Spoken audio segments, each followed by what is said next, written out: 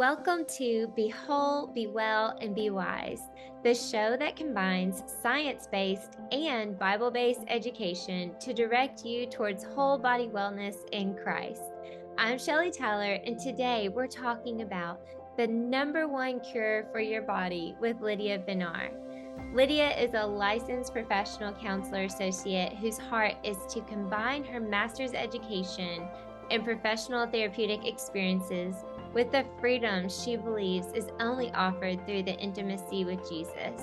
She values the whole self, spirit, soul, and body, and believes that we were made to live integrated, abundant lives that we thrive in and enjoy. Lydia lives in Dallas, Texas, and practices therapy at Crawford Clinics in Keller, Texas. Outside of work, she loves cooking with her husband, walking with her dog, reading as much as she possibly can, and she is passionate about wholeness and excited about inspiring a generation of women to own their worth and identities in Christ. Well, thank you, Lydia, for joining us again on Be Whole, Be Well, Be Wise. I'm so excited to have you here, so thank you. Oh, Shelly, it's my joy. I just love spending time with you, and you're so insightful. So this is just a great conversation. I can't wait.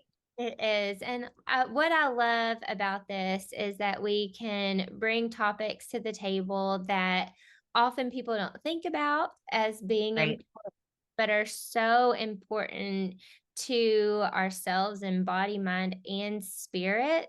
Yeah. And I love to see what science is saying about this subject and bring an expert like yourself in on it.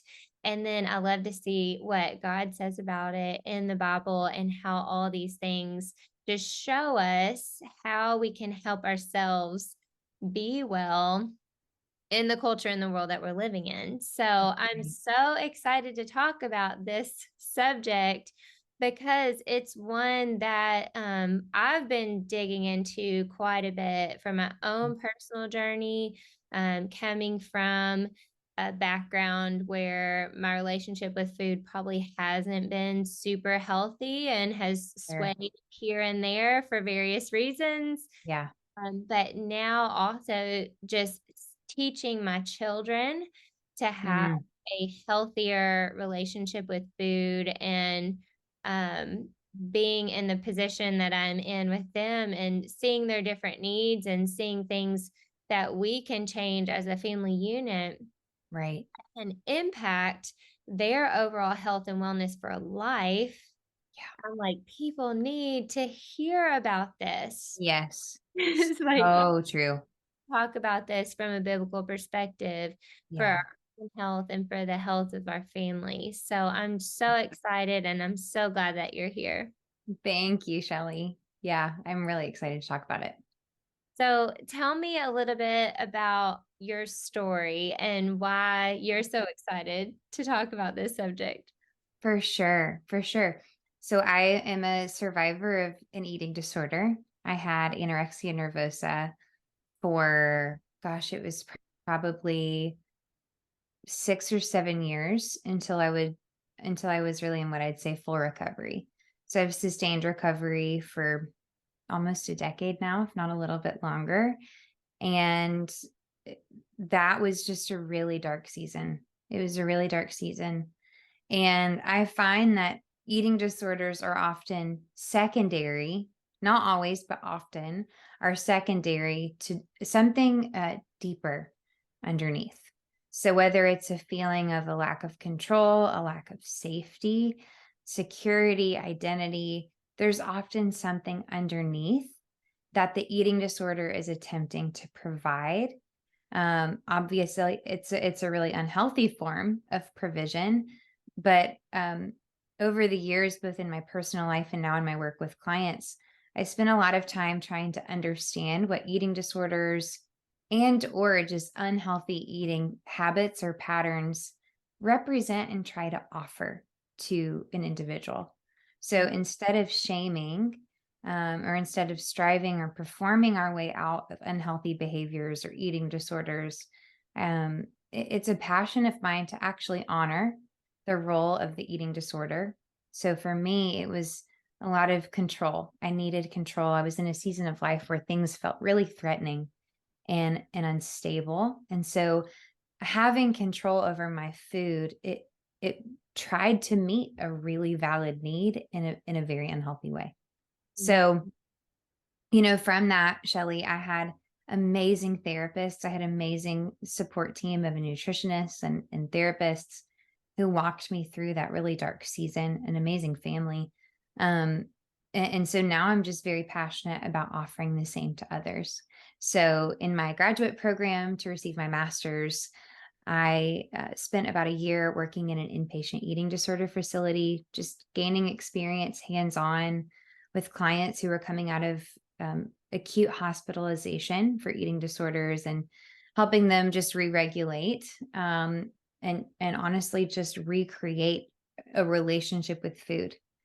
I now work in a private practice, Crawford Clinics, here in Dallas, Texas, and I work with women in an outpatient setting, just private practice. So come in once a week or a couple times a month, and I'm really passionate about helping women understand some of what we're talking about today. So food is never just about food, and listeners can listen back on a podcast that we did last year. I believe it was last year. But food is always representative of something else. So, that's my story. And I'm passionate about passing on that healing and that authority that I believe I've gained in my experience with this subject. For sure. For sure. Yeah. Thank you for sharing that with everybody, because I think it's so good for people to hear Yeah. that there are other people that have lived through the journey and found healthy, godly ways to Totally. Yeah. and recover, and then also see how God is using you now to bless people even Oh, suffering. It's his amazing. mercy. It's Yes. his mercy, Shelley. It's his mercy. I mean, I'm not gonna lie, those were very, very dark days. Um, for not just myself, but for my family. And so I'll be the first to say that this is mercy. So yeah, this is like the land of, when the Lord says, I'll restore the years locusts have eaten. I'm like, this is it. Yes. This is it. Yeah. Yeah. Yeah. Like when we think about food and the relationship with food in general, many people think, well, I haven't been there. I've Sure. been to that dark of a place. Mm. Like if you would have asked me, I would have said, no, like food is food. Like you just eat. Yeah. Sure. Yeah. But we don't realize that that can look so different, and there's this huge spectrum of what healthy and unhealthy eating looks like. And as I've been working with clients through functional medicine, I Mhm. have noticed most of the time that we veer on the side of unhealthy relationship with food just in our culture in Oh my general. gosh. Yeah. And Yes. it can be too much eating, or it can be not eating enough, or it can be restricting too much, or Mhm. only eating certain things because you're scared of what other things are going to do to you. I mean, that Yeah. it's a wide variety. Um, Right. but all of them have kind of the same sort of detriments, I guess you could say. They all have a negative effect on our mind, bodies, and our soul. Mm. And so I just want you to touch on, what are some of the detriments of not having a good relationship with food? Yeah. Absolutely. Oh my gosh. Oh, so many. Um, so many. If you're my client, you'll hear me say this probably every session. We are tripartite beings. So anytime we talk about the effects of something, we have to acknowledge we're three parts. We're body, soul, and spirit. And if something affects one part, it's going to affect the whole system of your functioning. So, to your point, food is food. I'm like, yes.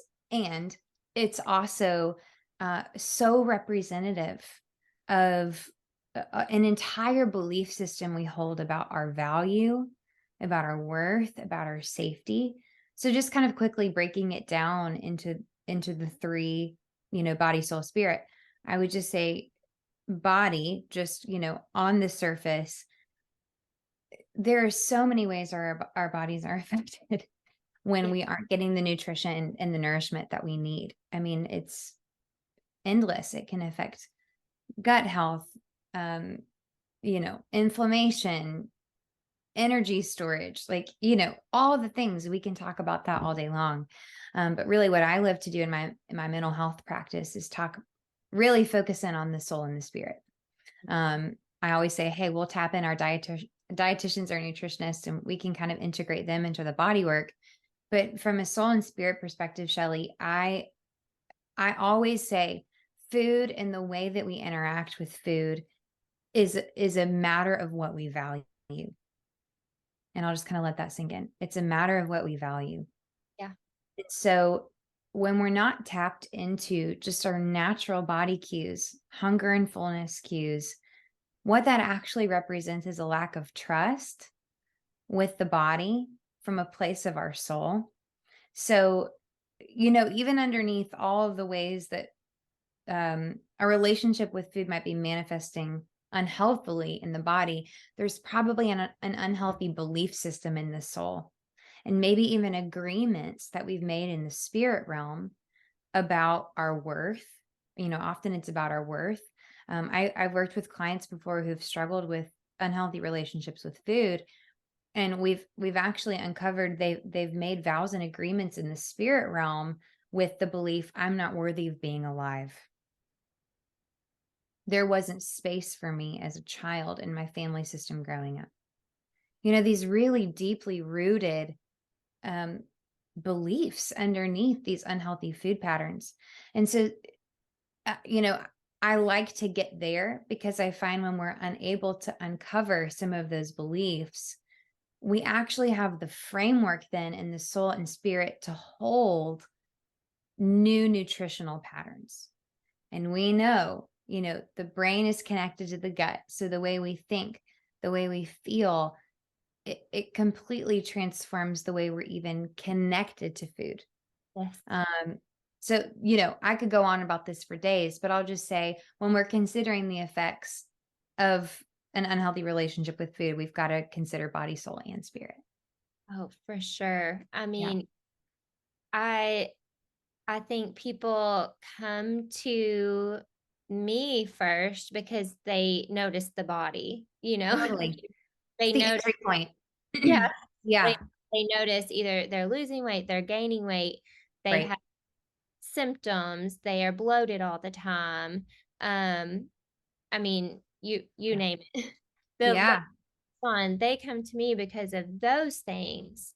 Mm, But why this is so important is it's because if I'm trying to heal your gut and help you lose weight and help your hormones function the way that they need to, you really have to get this principle down first.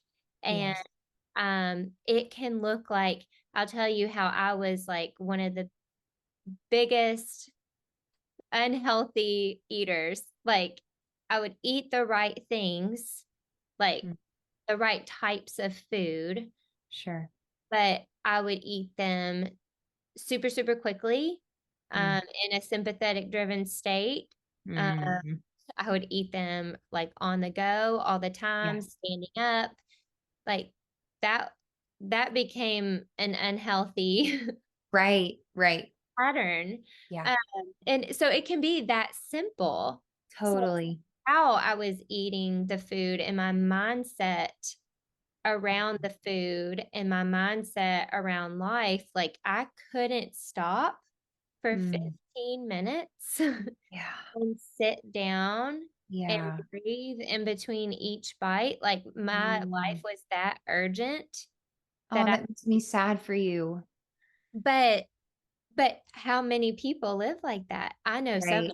I know, Right.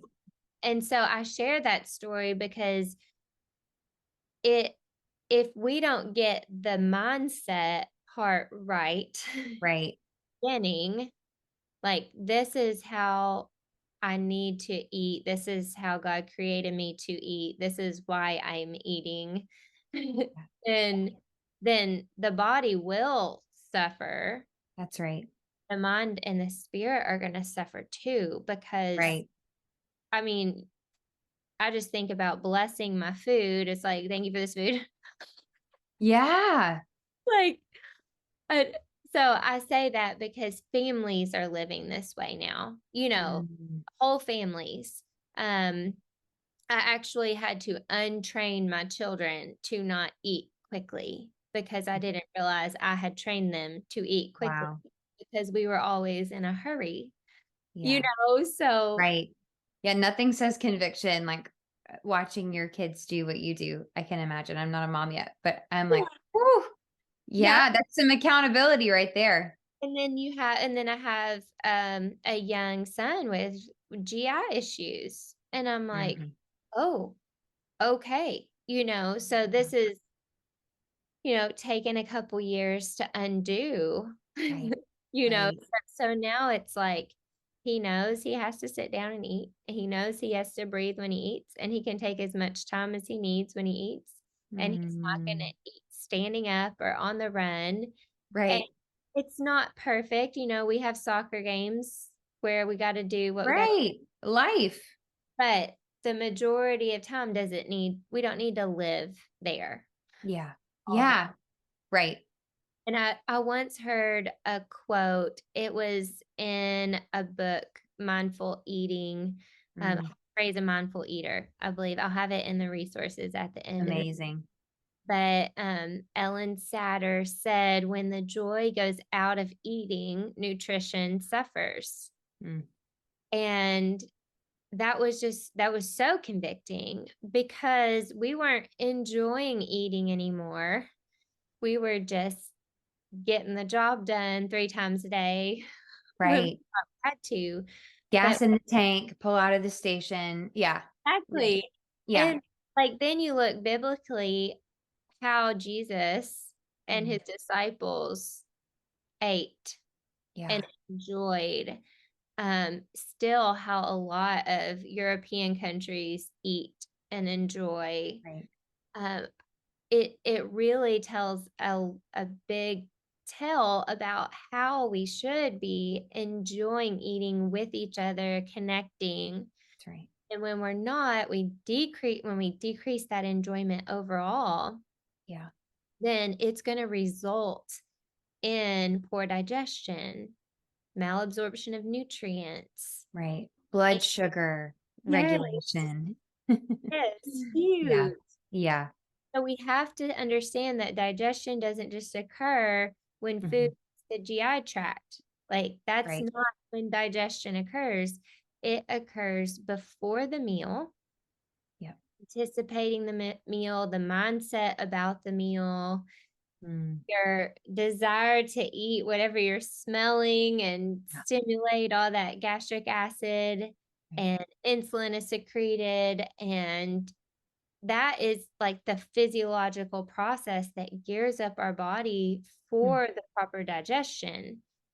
So if we think about how we as a culture are living and eating, we're not doing that anymore. Right. So we're completely disrupting digestion from the start. And when you completely disrupt digestion from the start, it's going to impact the body, and it's going to impact the mind, and it's going to impact the spirit. So Mm. if we can bring in these mindful and intuitive eating practices and normalize food behaviors and relationship with food in our body, then Mhm. we can overall improve our well-being and enjoyment of life. Like, Right. I think that's mind-blowing to me. It's amazing.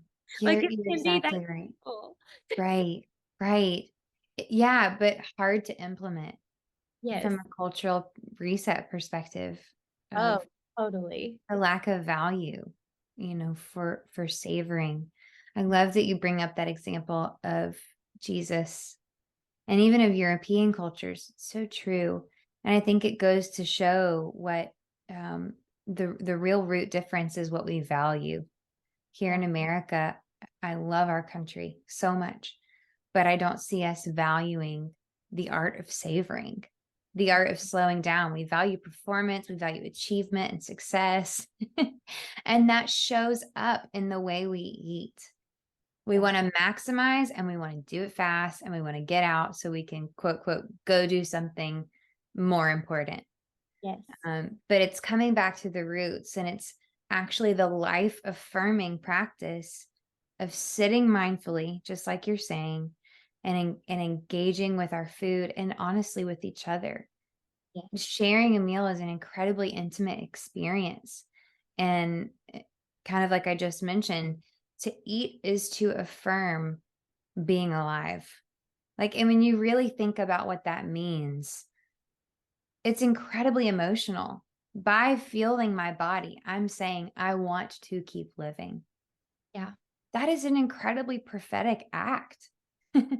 Not to over spiritualize necessarily eating, but there is a really important spiritual component to it that we're missing.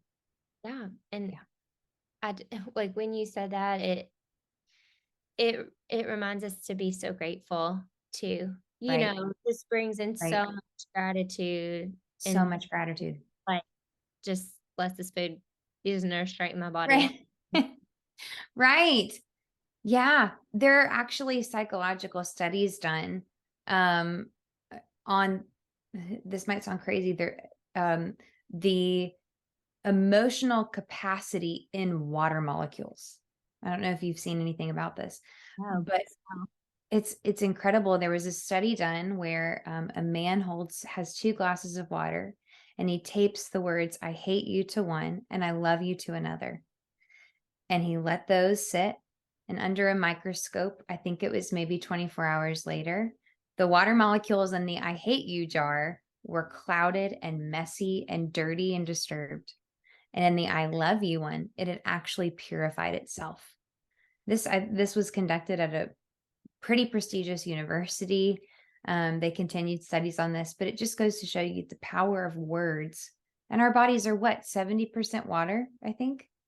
Yeah. So imagine if we blessed ourselves, nonetheless our food, there is actually something molecule transforming to the process of speaking aloud.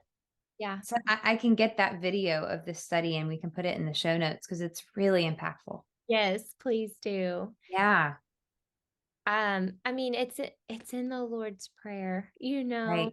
like that is he's like, pray like this, and it's in there. Like blessing of the food is in there. Yeah, So, that's right. I mean, it should be a very mindful part of our practice. So when I say the words like mindful eating and intuitive eating, Yeah, those can be terms that people don't quite understand. sure. So tell us what does that mean and what's the difference between the two? It's a really good question. To me, mindful eating is kind of the process of connecting with the food that's in front of you. So it's really being mindful of the way that uh, the way that it smells, the way that it tastes, the way that it looks, the temperature, the texture, the way your body feels when you're approaching the food. Um, Paying attention to hunger and fullness cues. So, instead of the tried and true cultural clean plate club, it's eating to when do I feel full? Same thing with hunger. If I'm hungry, I'm gonna eat. I'm not just gonna probably drink a big glass of water.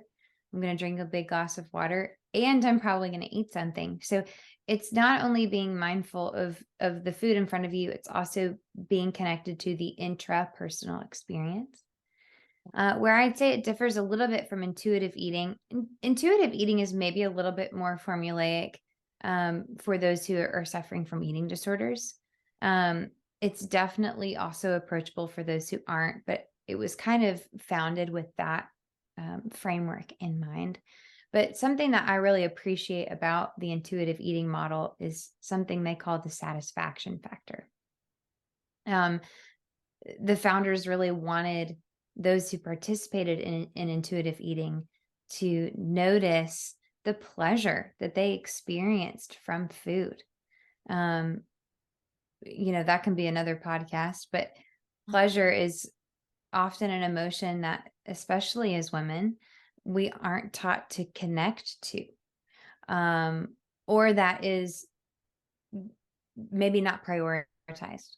So I really like that about the intuitive eating model. It really does focus on pleasure and satisfaction and fulfillment, which, needless to say, has so many mental or so many psychological benefits as well. Those dopamine, endorphins, um, that's a huge part of actually having a healthy relationship with food, Oh, is being able to enjoy it. Yeah. So, to kind of bring it back around and answer your question, they're very similar. Mindful eating and intuitive eating, I would say. It's basically, if I could just synthesize it, it's the process of being connected to the food in front of you and your experience engaging with the food. okay. So with with that, I'm going to bring up calorie counting. Um, Oh, one of my favorite subjects. because so many people do it, and honestly, it becomes a more addictive behavior for some people. Definitely. So, how does that fall into those? Would you put that in the intuitive eating bucket? And how Mhm. can those people help themselves Sure. using eating? Yeah. Yeah. So, because I work with a lot of individuals who suffer from eating disorders or disordered eating, um, I'm just not a proponent of calorie counting. I've seen how it can really escalate quickly into just compulsive and dysfunctional relationships with food. Um, Something I'm learning more about in my practice and in my personal life is the value of really educating yourself on nutrition. So the more I'm in this field, the more I learn. I know we're on the same page, Shelly. Food is medicine. So actually learning about what we're putting in our body is a more informative way to ensure we're getting what we need. Yeah, Um, Actually, to just track calories. I mean, if you look at the start of that movement, it's really misinformed.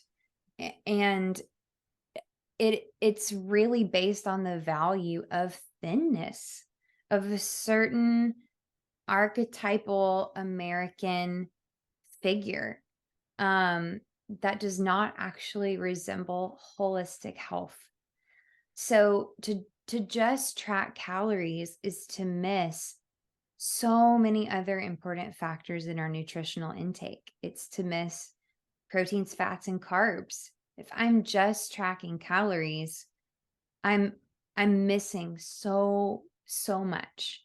And so, that's kind of my compassionate approach is, you know, I hear ya, people who come in tracking calories, but if you're wanting to track something, let's track proteins, fats, and carbs.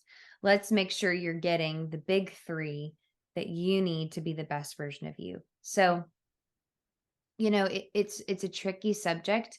Every person's different, but I found just generally across the board, tracking calories it's just pretty unhealthy, both physically, mentally, and emotionally. I think it propitiates a shameful relationship with food.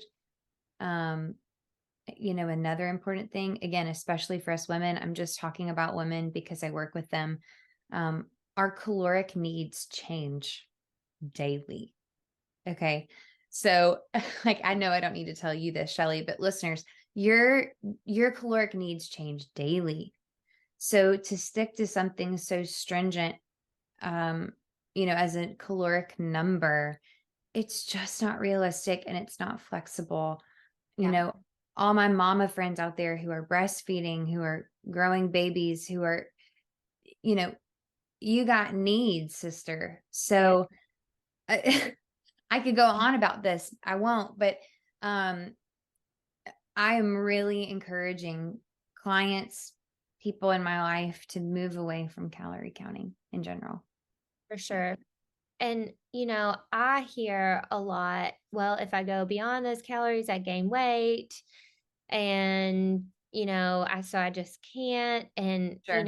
might be healthy food that they're eating. And, if I look at the calorie restriction and the activity and we're still gaining weight, like there's Right. something else going on. That's right. It's not just about the food. Like it's not about No, the food. There's something else going on. So your it, body's not able to absorb. yes, Right. Let's yes, run some labs. Let's check your thyroid, Sort yes. of the village mentality. Let's bring in all the practitioners here to help. Yeah. Yes. So, it can't come down to that. And I, Right. I will encourage people if they're struggling with getting the basics in, like their macros, like they're not Right. getting protein. Let's see if you can get, 5 fistful of protein a day. Yes, that's great. Like that can be your tracking. Yes. And that's a great example, Shelley, of food as educating ourselves about food. Like Yes. learning what we're putting in our body instead of counting calories. Let's do the 5 fistfuls. That's Yes.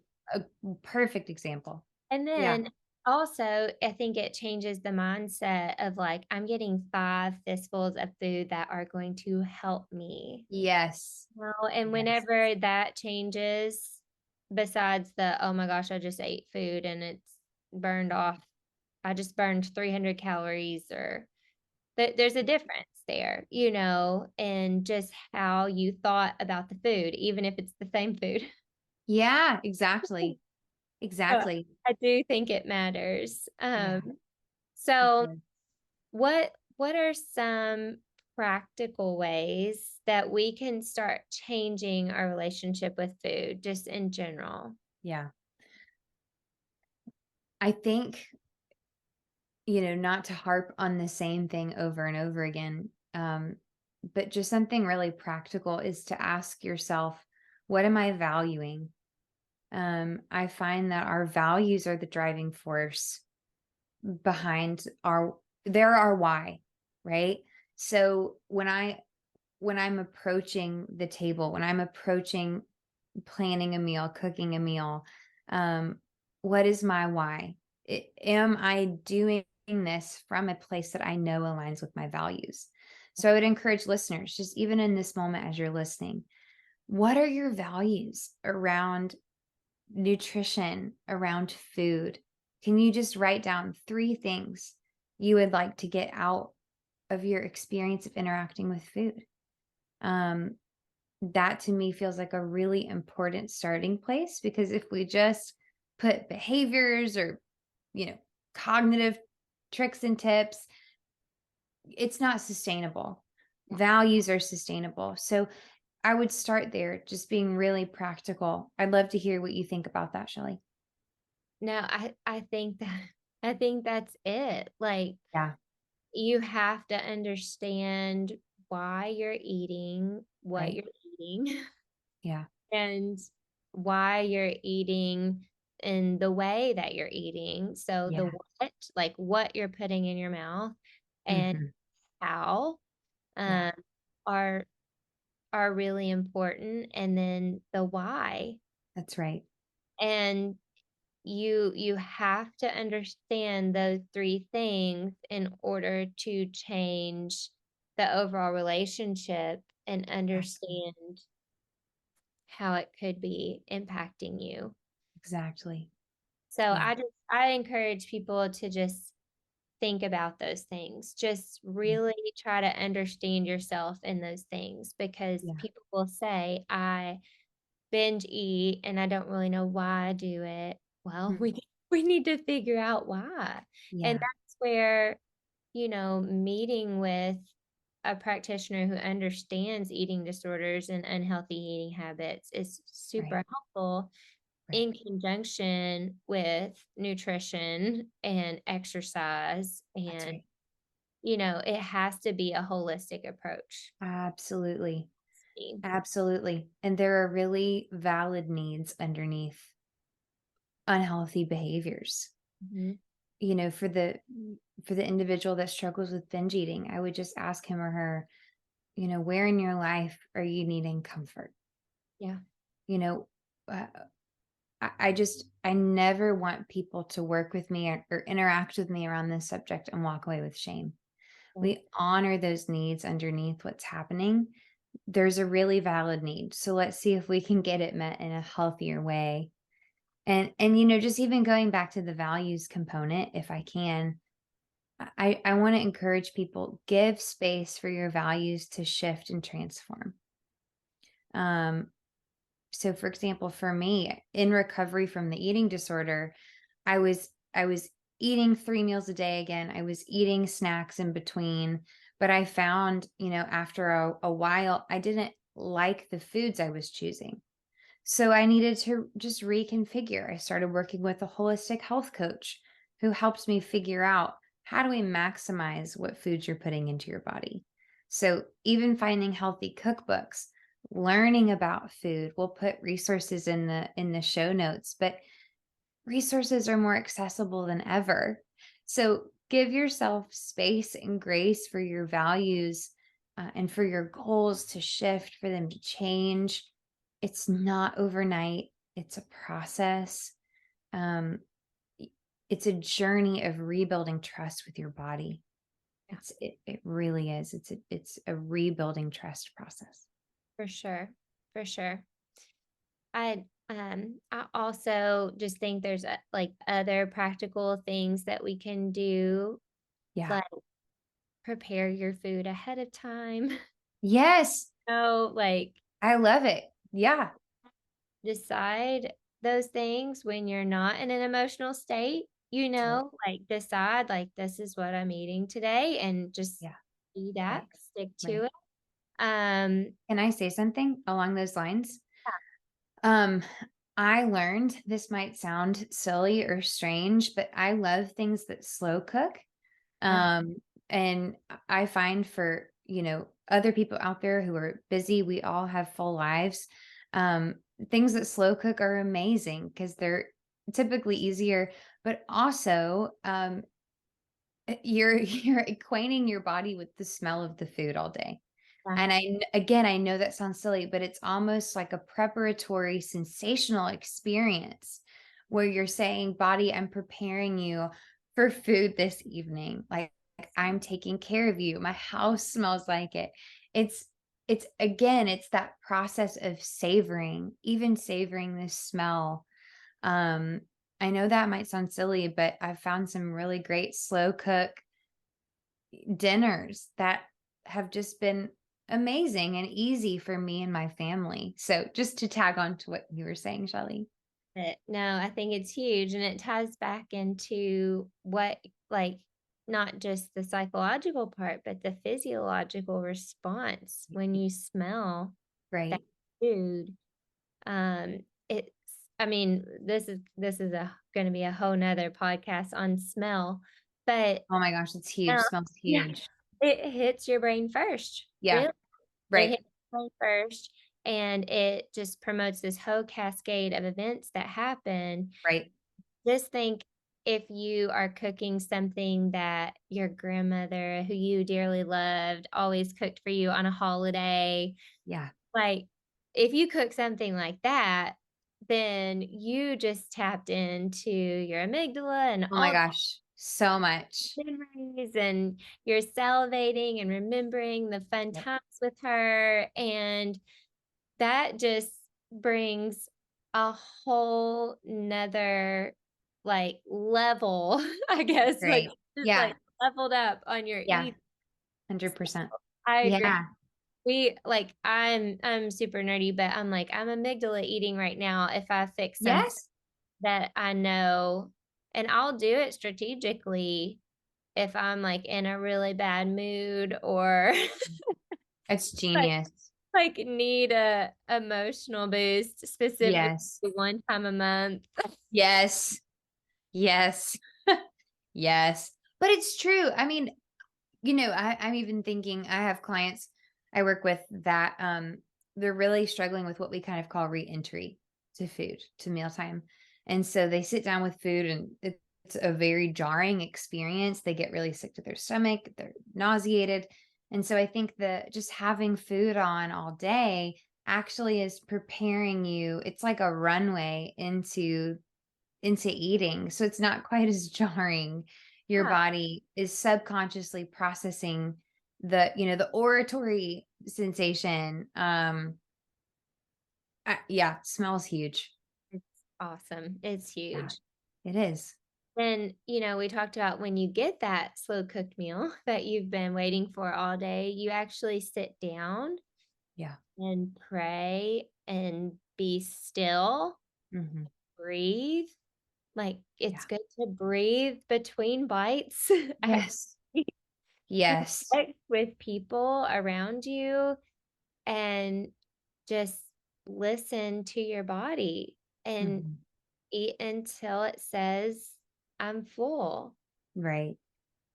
Right. And you're doing that in an undistracted state. So, what I mean by that is you're not scrolling Mhm.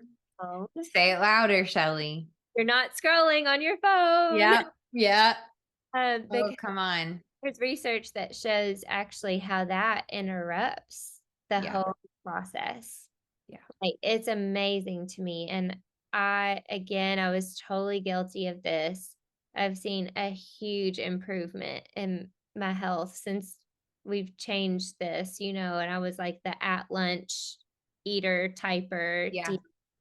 And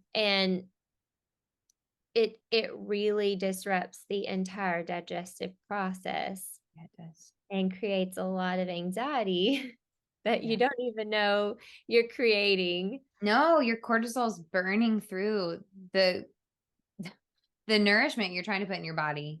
Yes, Yeah. completely. Yeah. You actually negate your ability to almost feel anything else. I guess you dampen your sensations because you're not paying attention to how I feel. Like, Mhm. you actually don't hear the hunger cue from your body Right. to say, "Oh, I'm satisfied." You don't Right. hear it, so you might eat the whole bag of chips Right. because your brain wasn't thinking about how your body felt. Your Mm. brain was thinking about what you were doing on your phone. Right. Uh, and you miss out on the whole sensation of Mhm. eating. Yeah, you do. You don't know what it looks like. You don't know what it smells like. You probably don't even know what it tastes like. Right. Um, And for some people, that feels a lot safer. mhm. People actually want to numb out and not connect because they're afraid of what will happen to their bodies.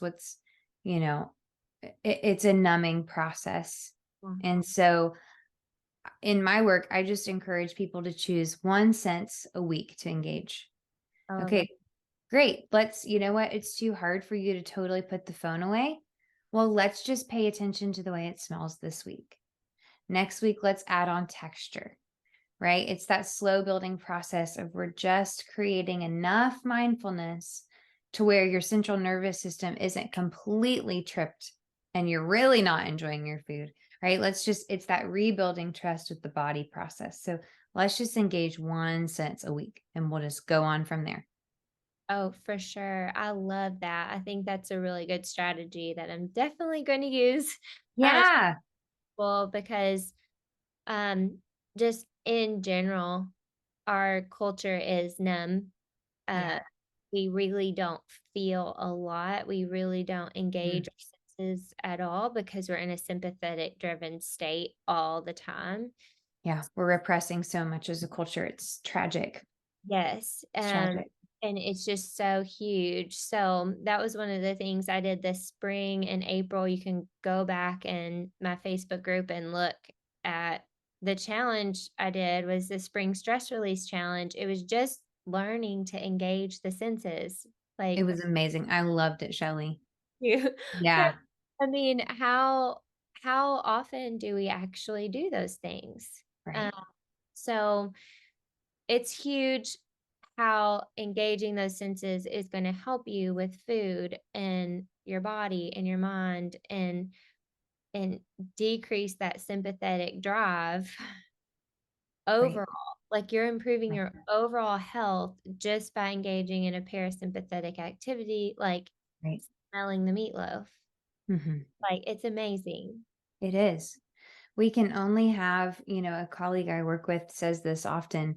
It's like we have all these browser tabs open, on a computer screen. We have all these browser tabs open, but we can only really look at one at once. Yeah. And so the goal is to get as many browser windows as possible and to really be present with the one in front of us. Yeah. So, yeah, exactly what you're saying, just learning to be present. Yeah. So, when you're eating, when a person is eating, how how do you help them decide how much to eat? Mhm. Stop, like, if they, especially if they're not in tune with those. Sure. Yeah, that's exactly yeah, that's a great question. This is where I gotta, tag team my nutritionists, my dietitians, and be like, when we don't have trust with our own body cues, we need a healthy framework to lean on. So, what you're doing with functional medicine, I refer people to holistic health coaching. The more education we can get around nourishment and what our unique bodies need in every season, um, we're actually creating a capacity for connection with our body to start informing us about what it needs.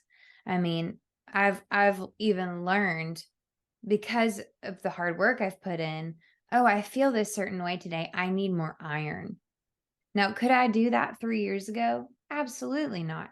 This was a journey of me learning first to be connected to my body, but I kind of had to lean on a framework first.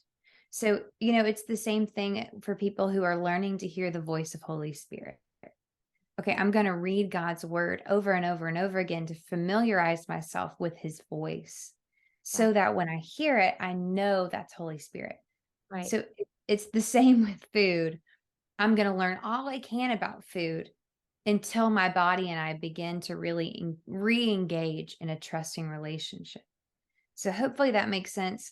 Um, I would just say if you're not connected to your cues, engage in as much education as you can from holistic, well-rounded resources that are not diet culture. Like in bold font, not diet culture. Yeah. culture. I Yeah. and it's so hard, especially in our generation, because we've lived through so many different diets, so Right. so many Oh my fads, gosh. um, Yes. that it can definitely be very confusing. Right. And I don't believe that confusion is how God wants us to approach the table. Like, No. I don't think that's what he had in mind. Right. So it really can be simpler, but it takes a Right. lot of effort Yeah. to get in tune with what you're feeling and how you feel afterwards. Like, Huge. That's not huge. just about the process, but after you eat, Hmm. you feel. And that includes mentally, emotionally, but also physically. Like, are you bloated? Do you have a Right. headache? Sluggish? Well, like, then Right. you adjust, Hmm. and Yeah. if you, I'm going to bring this up because so many people feel this way. You went out with some friends and you had a pizza and it was fine while you were eating it, but afterwards you feel bad, like Yeah. yucky, and you feel shameful. Mm. I messed up because this is what I hear. People are like, I messed up my diet. How much is this going to set me back? And it's like, okay, why do you feel that way? Yeah. And like, you haven't been set back. Like, yes, we may Mhm. not want you to eat gluten right now because Right. of certain health issues, but you learned from that experience. Like, you Mm. learned, like, that doesn't make me feel too great. Sure. but the shame that's coming with it isn't coming from me. That's No, it's a coming from very judgmental part of self. yes. Yeah. Yeah. And Yeah. so, like, you have to recognize that too. Like, Right. oh, like I feel bad physically, but I feel worse mentally because of the shame that I'm putting on myself because of a piece of pizza that I ate. That's Uh, right. and I'm like, you know what? Yeah, it wasn't ideal, obviously. Like, you don't feel great. Take Right. some activated charcoal, drink some water, and start again tomorrow. Like, I mean, Yeah. it, Re reconvene. Yeah. yes, yes. Yeah. But Yeah. I just find that a lot with women who do For want to sure. change some things, That's right. and it gets tricky when we do have to take some different foods out for different reasons temporarily, Yeah. you know. Yeah. That's right. I'm gonna get a little deep here and just kind of do a little activation. So, I believe, like I mentioned earlier in the episode, we've got body, soul, and spirit. But even within the soul, I believe we have many different parts of self. This is not schizophrenia. This is not dissociative identity disorder. Okay, we have many different parts of us that we hold from our entire lifespan. We are who we've always been, right? So I find that when someone comes in and they're like, "I had pizza, Lydia, and I'm feeling so much shame and so much judgment, and I'm swirling," we go, "Okay, well, what part of self is talking right now?" And so oftentimes it's an inner critic. And we just sit with that inner critic, meaning we say, "We see you, inner critic. We want to know what you're trying to provide for so and so."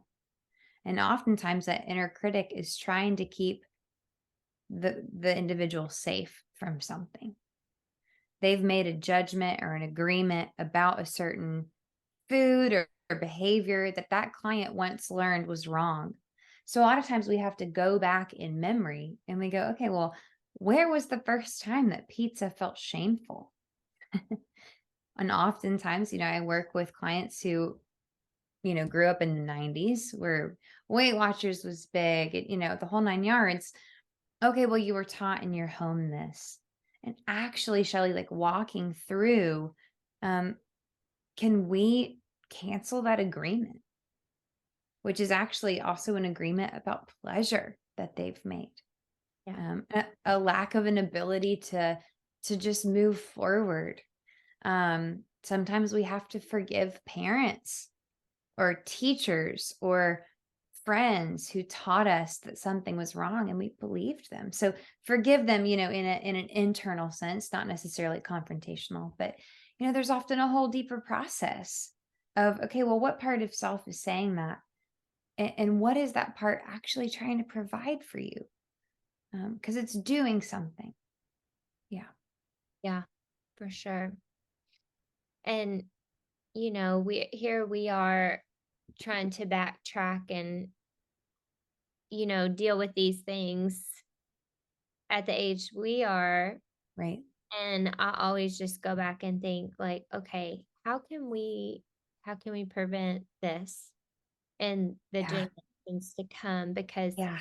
how much information they have now, I don't think it's going to get better. Like, Yeah. as far as I what hope so, but as far as the confusion around yeah. food, I guess you could say, because Hmm. there's so much information Yeah. coming at people. Hopefully, we'll get better information. Yeah. But, Agreed. you know, I just think about how do we teach them to intuitively and mindfully eat? Mm, How do we help them to have a healthy relationship with food from the start? yeah. We have to be healthy as parents and as adults. Um, I mean, between the ages of 0 and 7, kids learn by absorption. And so, just even developmentally, creating a safe example. And I recognize that does put a lot of responsibility and accountability on the shoulders of parents. But I hope it provides just shame free motivation for us as adults to really be cultivating a safe, healthy, holistic atmosphere around food in the home, which oftentimes includes challenging beliefs we didn't even know we had. So, why do I feel this way about butter? Why do I feel this way about dessert? Right? Actually asking yourself the hard questions, breaking down what we believe and why, um, and teaching by example. So, I think at certain um, developmental stages, like I would say probably around 4, kids are their little prefrontal lobe, they're starting to be able to engage with logic and reasoning. And so, um, really engaging helpful resources, teaching them about what they're putting in their bodies, not just, I grew up in the generation where parents just handed us things, right? By no fault of their own, they didn't know. But instead of just handing our children things, really teaching them, hey, this is a such and such, and this is going to give your body potassium. Do you know what potassium does? So, Right. starting to give them that vocabulary and framework. There are so many amazing examples out there. I'll just shout out one. I think Fallon's Table has a great mentality in the way that she stewards parenting and nutrition in the home. Um, but again, to kind of synthesize it and bring it home, having a healthy relationship as a parent with food is huge. They watch us, they learn. And then also just using every opportunity to teach and empower our kids to go forward and be able to really provide that for themselves someday.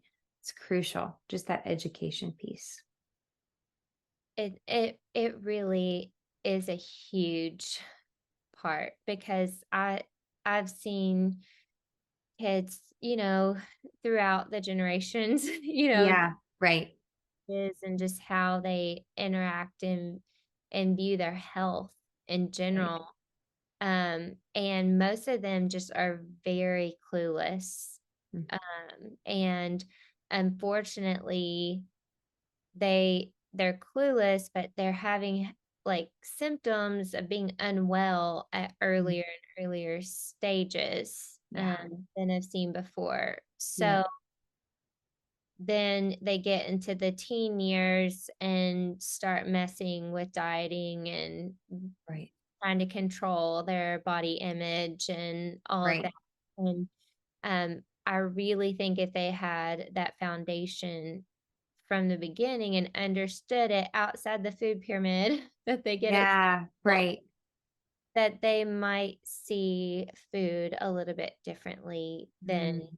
than what the majority of teenage girls I've seen Right. understand. Um, Yeah. and also how it impacts their overall health and performance and the Yeah. things they value now and in the future. Um, I I do definitely come at this from a place of compassion because Mm. having a child who was adopted, I mean, we've struggled with food from day one, you know. Mhm. Yeah. Yeah. It's Still always hard. been a sense of a place of control, you Yeah. know. Right. It's always been a struggle, and um I definitely feel for you parents who struggle Mm. trying to figure out how to feed your kids healthily and Yeah.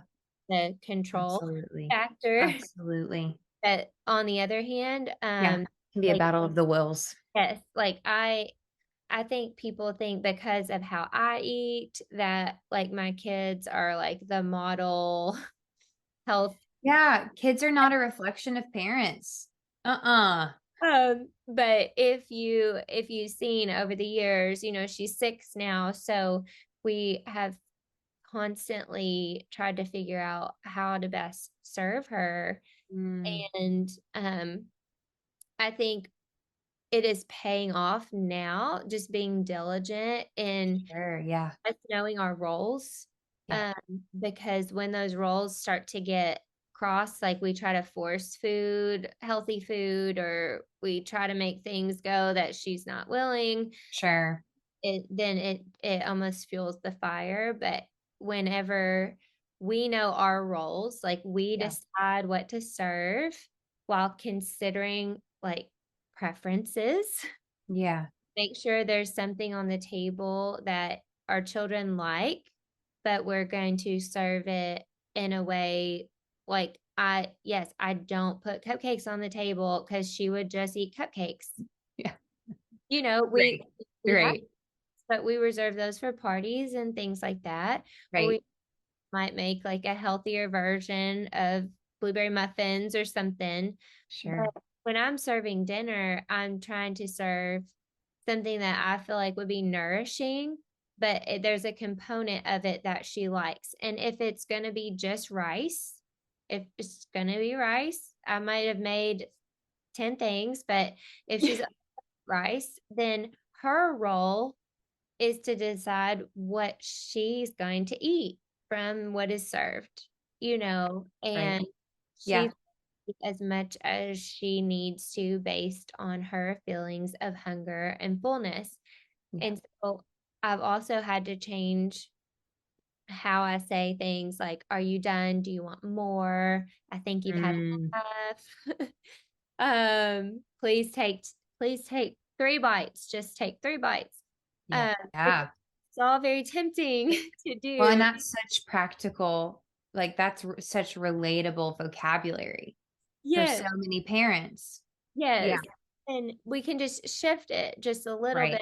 give them more power. Like, are you full or are you still hungry? And Hmm. I didn't say Shelly, that's so amazing. You're empowering them to be connected to their cues. yes. And like I've seen the fruit of it where, they're like, I don't know. I don't know. Well, what does Yeah. mommy say? Is it full or are Right. you hungry for more? Yeah. Um, and then, well, I have a distracted child too who doesn't want to sit down and eat. And I'm like, well, make sure your tummy says you're full because we won't be eating again until this time. Yeah. If And all of this is happening at the same time. The yeah, dynamics of the table. Yeah. yes. Yeah. So, like, I just think it's really important for everybody to hear, like, it's hard. Like, it's not easy to be mindfully eat for yourself and then try to teach these habits to a table full of Right. people. No, no, no. This is not easy work. No, no, no. Yeah. But No. but it's worth it. Honestly, my daughter has tried things that Mm, she never has attempted to try. Once we started changing our approach, mm. like, and I think it has just created such a healthier relationship for her to have that control that she so desires. uh, Yeah. you So, know so real. Yeah. and her to make that decision on her own. And Mhm. I still will put things out there, and Yeah. like, do you want to try this sweet potato? I think you might like it. It's kind of sweet. Like, you Yeah. like sweet things. Right. Nope. Yeah. Okay, maybe next time, Right. Yeah. It's that empowering presence. And I love that it doesn't feel like punishment because I think when a lot of, and this is not to shame parents whatsoever, it, so much of it is just what we were also taught. But, I hear a lot of punishment as motivation speech. Like, if you don't finish this, you're gonna go hungry or can, time out or whatever it is. And I think that does create an atmosphere of shame around food at the table. So it's teaching kids the natural consequences. Okay, well, your belly's probably not going to feel great if you eat all that rice, but okay, you've got the choice to eat the rice. And so allowing them as they learn and grow developmentally, obviously, sometimes they can't understand the correlation, but helping them get in touch with, well, your belly hurts. Maybe that was eating all those rice. Did you know if you maybe ate such and such, your belly wouldn't hurt? Again, this is different for every developmental milestone. But again, helping them learn instead of that punishment mentality, helping them cultivate understanding and awareness. Um, but I get it, as parents, I talk to a lot of parents that um, they enforce those boundaries or even engage punishment because they feel afraid and they feel out of control. And so if Yeah. you're a parent and you're listening and you feel afraid and your child is not eating or they're not eating balanced or they have an unhealthy relationship with food, I just want you to know I am attuning to what that is like. I have compassion. That is a hard place to be in. And so the more your child sees you grounded in the moment, um, engaging eye contact, staying regulated, meaning just staying calm and safe. Actually, the safer your child's going to feel at the table. If your child sees you getting really inflamed, angry about something at the table, that is just going to propitiate that cycle of control. So, um, the more, as hard as it is, the more you can stay calm, be that safe attachment figure for them, the more I believe the whole dynamic has potential to shift. Because it is a dynamic. It is. And I have not done it perfectly. I definitely want everybody to Sure. yeah, it's just been such a journey of learning Yes, self, I'm sure. my kids and all their various needs. But I think awareness is the biggest thing, like we have to learn these things and then apply them to ourselves. Like you said, downregulate our nervous systems, sit down, connect, and it will overflow. Um, Mhm. Yeah, there it will. will be fruit from it. It Right, just takes time. right. Absolutely. Yeah, So I really hope that we can encourage you today on just taking those steps forward. yeah. Um, is there anything else, Lydia, that you want to add about this subject today? Feel like this is a great pause point. Yeah, just kind of as general takeaways for everyone. Um, I just keep wanting to emphasize discovering what are your values around not just food in general, but your interaction with food. How do you want to feel at meal times, after meal times? And is your current pattern, is it aligned with those values? So just really being conscious, taking a moment, just even setting a timer for 5 minutes. What are my values for food, for my interaction with food? And then does that resemble my current experience? I think from that place, it gives you kind of a natural game plan to start with. So, um, you know, body, soul, and spirit, all three considered, their awareness will help you formulate what might be out of alignment. Yes, Yeah, for sure. We're definitely going to put a lot of resources in the show notes today, so you can look back at those. And otherwise, Lydia, will you please pray for our listeners today? I would love to. I would love to. Yeah. Lord, we just come before you. We acknowledge your goodness, Lord. You're the creator of every good and perfect gift. And that includes food, and that includes our bodies. Lord, you do not create anything that you don't have a beautiful plan for. That is in your word over and over. And so I just want to thank you for every person listening to our words today. May they just experience right now a radical encounter with your love for them. Lord, when we understand how loved we are by you, when we experience your love, it changes everything. Everything has to shift into alignment because we know who we are. And so, Lord, I just pray that there would not be any spirit of striving or performance or shame that would come about as people listen to this. But Lord, that you would just really infuse your power and your love that people would experience that. And Lord, that you would just spark supernatural creativity for listeners, that they would just have amazing ideas of how to improve their relationship with food, maybe even just specific tactile things that they can adjust in their lives. Will you just give them strategy, supernatural strategy?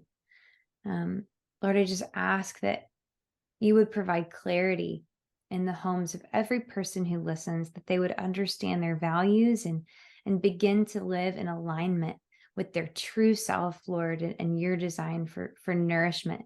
It's life affirming qualities. So we love you, Lord. I pray all of this in your precious name. Amen. Thank you for being with us today, Lydia, and thanks for listening to Be Whole, Be Well, and Be Wise. Make sure to join me on Instagram at shellytyler.dpt and join our private Facebook group, Overcome Overwhelm and Restore Body, Mind, and Spirit, by clicking the link in my bio if you haven't already. Before we go, show some love for your new favorite podcast by leaving us a review on Apple Podcasts, Spotify, or Amazon. Then subscribe so you don't miss our next episode when I will be talking about forming and keeping good, healthy, changing habits.